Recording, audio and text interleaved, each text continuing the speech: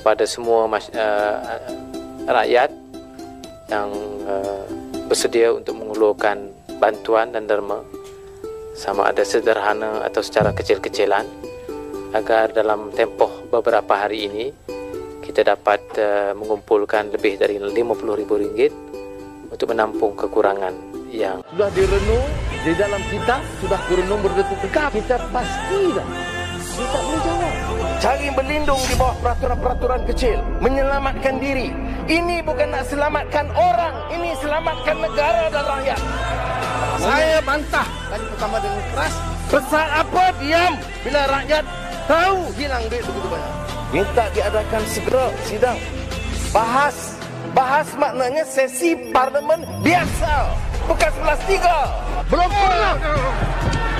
Tuan Speaker, jangan izinkan parlimen ini dipermainkan. We hold you responsible. Speaker mesti ada courage. You are the Speaker of the House. Dulu orang boleh kata, hang ketua pembangkang. Hang belum jadi di Perdana Menteri. Hang Perdana Menteri tepi. PM tepi. Lagu dah tengah. Saya tak ada duit. Jalan ni belah kiri kanan, duduk situ. Aku kata ambil gambar kiri kanan, siapalah peduli. No, tu sedikit. Macam ni, saya duduk depan ni.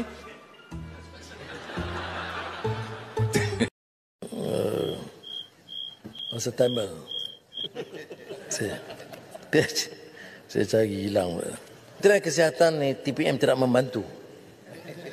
Kementerian Kesihatan menerima peruntukan kedua tertinggi bagi kesemua jabatan dan kementerian. Ya.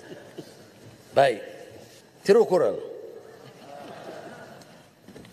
Ure, pasium, ova, pinium. Sere, pagayum. Sera, deyal, vadu, nada. Membangun negara, mesej kuat. Membangun, ya tak payah jerit.